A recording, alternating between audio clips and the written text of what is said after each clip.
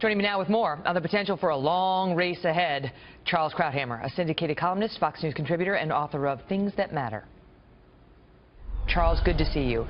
So what do you think is the likelihood of there being a contested convention where no one has the majority of delegates when we get to July? Well, right now I think it's fairly unlikely. And right now it's the dream of a few of the lagging candidates who figure they can't get the kind of run that would yield a majority of the delegates in time for the convention. What I think is so startling is how there's been this fight within the so-called mainstream candidate lane for the one guy to emerge to challenge Trump. What they don't seem to understand, and this is cannibalism going on among the moderates, you don't normally associate cannibalism with moderates, is that by the time this one person supposedly emerges, it'll be over and Trump will have swept the field, or perhaps Cruz will have come to be the one challenger who wins. So I think there's a real danger of that for the mainstream candidates. And right now, the most likely to emerge as the final, the last man standing against Trump would be Ted Cruz.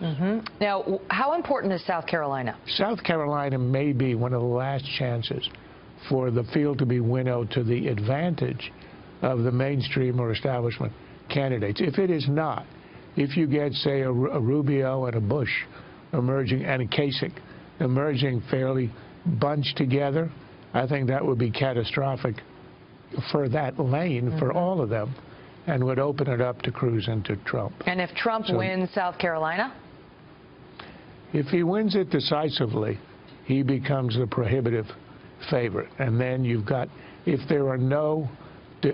you don't see a winning of the field rapidly right after that, so you are down to one or perhaps two challengers, he could run the table. What's so fascinating about Trump is, and Rush Limbaugh was making this point, that he's not ideological. You know, what Limbaugh was saying, he's not a Republican, but he's not a Democrat. He's not an ideologue at all. He was saying if you are an ideologue, if you are going for the most conservative guy, you go for Cruz. Trump's got sort of a different group. I'll let Limbaugh say it in his own words here. Listen. If conservatism is your bag, if conservatism is the dominating factor in how you vote, there is no other choice for you in this campaign than Ted Cruz. Because you are this is the closest in our lifetimes we have ever been to Ronald Reagan. You agree with that? Well, I would disagree in the sense that I think Rubio is an authentic conservative. Bush is kind of a reformist conservative. All of them, I think, would be comparable to Reagan in 1980. Remember, the issues were different in 1980. Immigration was not that big a deal. On the spectrum, I think that there are several candidates who are conservative. But I do agree that Trump is not a conservative. I think, you know, that's not, I mean, he would probably reject that, but I think the record would show he's a Trumpist. He's kind of a what the hellist, meaning, you know, these guys have not succeeded. As he said in a tweet, I think today, you elected these guys to the Congress. They made the promises. They haven't kept them. And therefore, he's coming in to solve problems. And it's extremely idiosyncratic, what he would do with health care. And he's not a traditional conservative.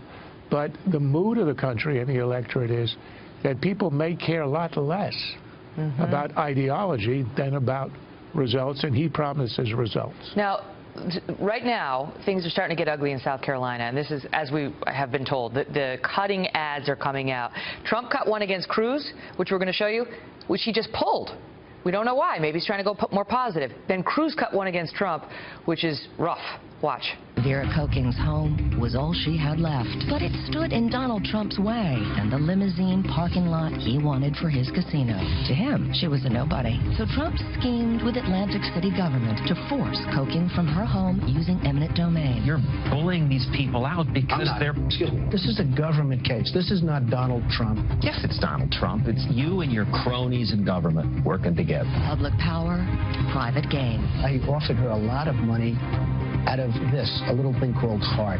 Heart? He doesn't have no heart. What kind of man talks from both sides of his mouth on amnesty for illegals on national television and still denies it? Who took more than $1 million in sweetheart loans from Wall Street banks and fails to disclose them as required by law?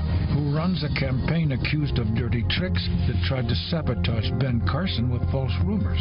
Ted Cruz, the worst kind of Washington insider who just can't be trusted. What do you make of those? Wow, that's pretty heavy stuff. Right? That's dropping all the ordnance out of all your airplanes on day one of the war. This is Pearl Harbor, a double Pearl Harbor. Look, I think the Cruz ad is very interesting because it does two things. It's an ideological attack. For conservatism, eminent domain is a very resonant word. It's really, I mean, it's sort of archaic, but everybody knows. It's the big government coming in and taking away your property for other purposes. And that is sort of a central idea opposing it, at least generally speaking, and surely for private gain. Opposing it is a main tenet of conservatism. On the other side, what Trump was doing is hitting Cruz with all the attacks he did in the debates the other week, and the ones that all the other candidates have leveled against Cruz. I think it's fair stuff, obviously, you know, a little sharpened.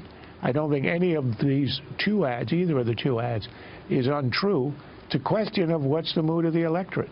What are they care the most about? And the South Carolinians are apparently used to rough and tumble politics, so they may not be too offended by anything they saw there. Sit back and enjoy it, and I don't think anybody will be calling a penalty for unnecessary roughness. Charles, always great to see you. My pleasure.